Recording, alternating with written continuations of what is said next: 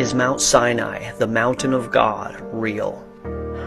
Why hasn't mainstream archaeology taken Mount Sinai seriously? Because for 1500 years we've been looking at the wrong place. St. Catherine's Monastery, the alleged Mount Sinai site, has no archaeologic evidence to support it. But just 300 kilometers to the east is Jabal el-Lawz, which is potentially the real Mount Sinai. Not only does this mountain appear to have been burned by some kind of heat that melts rocks, it is surrounded by geologic and archaeologic evidence that supports the biblical narrative of the Exodus. Following the path out of Egypt that Moses and the Jewish people could have taken, the Exodus trail begins at the Gulf of Aqaba, where the Israelites were stuck between a rock and a hard place. Technically, rocks in a wet place. On one side, a mountain with the only entry blocked off by the Pharaoh's army, and the other side, the Red Sea. Imaging of the sea floor at the crossing point shows a traversable and gradual decline into the sea. Not a land bridge, but also not a cliff that they couldn't navigate. And in antiquity, this site was known to be the crossing point. The Jewish king Solomon erected markers on both sides of the sea at this crossing point. One of them still exists to this day. After the Red Sea, the Jewish people camped at the Palms of Elim. And they came to Elim,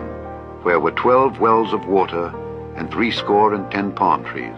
After Elim was the miracle at the rock in Horeb. Behold, I will stand before thee there upon the rock in Horeb, and thou shalt smite the rock, and there shall come water out of it, that the people may drink.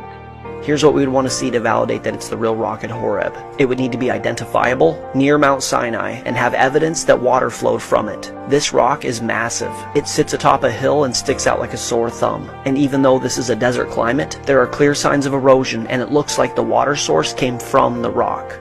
Next stop, the altar to the golden calf. Imagine this. They had just seen God split the Red Sea and then split the rock at Horeb. Now they're watching Moses on Mount Sinai that's on fire. And what do they do to celebrate? They build an altar to a golden calf and party. At the base of Mount Sinai is an altar made of rock, and it appears to have been erected as an altar to the golden calf. There's even what appears to be Egyptian hieroglyphics of a calf inscribed on the rocks that make up the altar. And now we get to the actual mountain itself. From the base of the mountain you can see the charred rock at the peak of the mountain, and upon closer inspection, the rocks appear to be melted. What would cause rocks on the top of a mountain to melt? Is it possible that it was the presence of God that did this to these rocks? Can you imagine?